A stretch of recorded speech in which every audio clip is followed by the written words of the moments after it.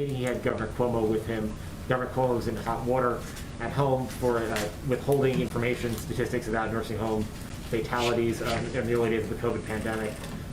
The president yesterday talked about the importance of having clear, open, transparent communications with the public. Does the president have confidence in Governor Cuomo's handling of the pandemic, and did they discuss this today?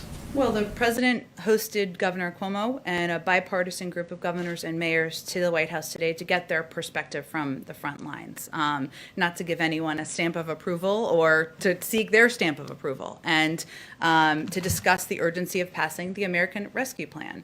And he's committed to partnering with governors and mayors. Governor Cuomo is, of course, the governor of one of the largest states in the country, one of the places where the pandemic hit hardest, the earliest, where there's still many Americans who are continuing to struggle to get vaccinated, to make ends meet, and so it was important to have him as a part of the meeting. And just one last one. NSC suggested that the administration was starting a review of Guantanamo Bay, the prison there.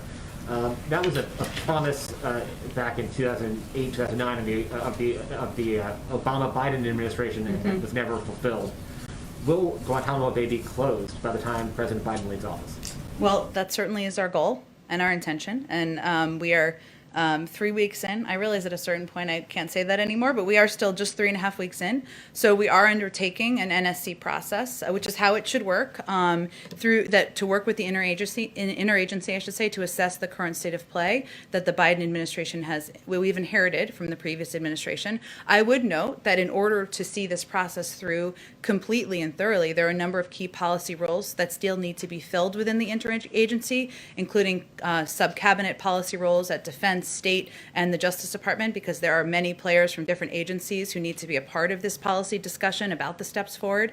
And there will be a robust interagency process, but certainly having those individuals in place will help move it forward. Go ahead, Steve. At the meeting today with airline executives, did they reach any conclusion as to whether all air passengers should be tested for COVID before flying? Well, that would be done through through a policy process internally. But as I conveyed yesterday, reports that there is an intention to put in place new requirements, such as testing, are not accurate. And did they discuss another bailout for airline industry? I don't have more of a readout of the engagement with the airline CEOs, so I'm not sure we're going to have one from here. I'd certainly send you to any of them to see what they raised or what they wanted to talk about in the meeting. It was a brief meeting, I should say. It wasn't that lengthy. Go ahead, Josh. Can I ask also about another meeting that happened today with Secretary Yellen? She spoke with her G7 counterparts. A bit of a thorny issue came out. There was a file in the previous administration over taxation of digital companies. Many, of course, are American.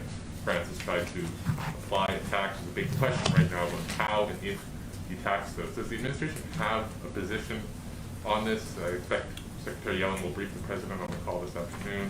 What is your position on other countries or the globe with sort of writ large taxing digital giants? Sure, and just to catch some others up, so Secretary Yellen